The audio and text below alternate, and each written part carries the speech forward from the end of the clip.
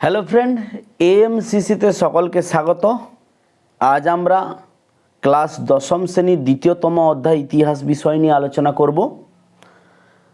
এর আগের ভিডিও অর্থাৎ প্রাচ্য ও পাশ্চাত্য দ্বন্দ্ব কী বা প্রাচ্য ও পাশ্চাত্য দ্বন্দ্বের কারণ এই সম্পর্কে আলোচনা করেছি। আজকের ভিডিওতে আমরা ডাউনওয়ার্ড ফিল্ট্রেশন থিওরি বা চুঁয়ে পড়া নীতি কী, আগের পড়াটা হচ্ছে প্রাচ্য পাশ্চাত্য দ্বন্দ্ব। যারা ভিডিওটি দেখোনি বা শুনোনি তারা কিন্তু আগে ওই ভিডিওটি দেখবে, তারপরে ডাউনওয়ার্ড ফিল্ট্রেশন থিওরি বা চুঁয়ে পড়া নীতি ভিডিওটি দেখবে। তাহলে তোমাদের কাছে বিষয়টি ক্লিয়ার হয়ে যাবে। কেন দেখতে বলছি, যদি দেখে থাকো তাহলে তোমরা বুঝতে পারবে। যাই হোক, আজকের যে ইম্পর্টেন্ট কোশ্চেনটি রয়েছে ডাউনওয়ার্ড থিওরি বা চুঁয়ে পড়া নীতি। আমি এর আগের ভিডিওতেই বলেছিলাম 1813 খ্রিস্টাব্দে ভারতের সনদ আইন অনুযায়ী ব্রিটিশরা শিক্ষাক্ষেত্রে 1 লক্ষ টাকা প্রত্যেক বছর দেওয়ার দাবি করে, কিন্তু সেই টাকা প্রাচ্য শিক্ষায় খরচা করা হবে না পাশ্চাত্য শিক্ষায় খরচা করা হবে, এই নিয়ে দুটি দলের বিতর্ক তৈরি হয়, যেটা আমরা প্রাচ্য ও পাশ্চাত্য দ্বন্দ্ব নামে জানি। এই দ্বন্দ্বের মীমাংসা কে করেছিলেন?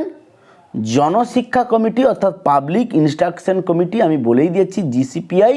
সেই কমিটির সভাপতি ছিলেন থমাস ব্যাবিংটন মেকলে, যাকে আমরা মেকলে নামেই চিনি। তিনি শেষ পর্যন্ত এসে স্থির করেন যে এদেশে পাশ্চাত্য শিক্ষারই বিস্তার ঘটানো হবে।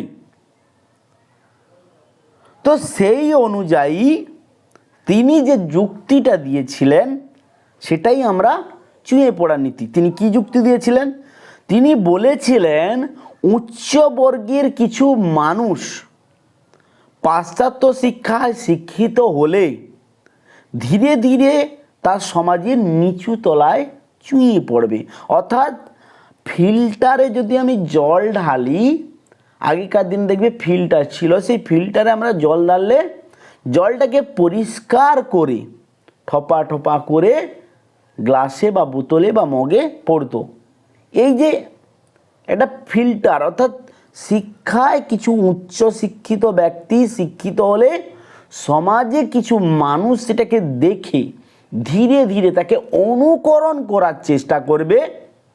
এই যে ব্যবস্থাপনাটি, সেটি হচ্ছে ফিল্ট্রেশন থিওরি বা চুঁয়ে পড়া। অর্থাৎ কিছু মানুষ একজন শিক্ষিত ব্যক্তিকে দেখার পরে তাকে অনুকরণ করে যে কিছু কিছু কিছু কিছু আস্তে আস্তে বিস্তার লাভ করবে, এই ব্যবস্থাটাই হচ্ছে চুঁয়ে পড়া নীতি। এরপর আসি এর গুরুত্ব কি। এর গুরুত্ব ছিল অনেক।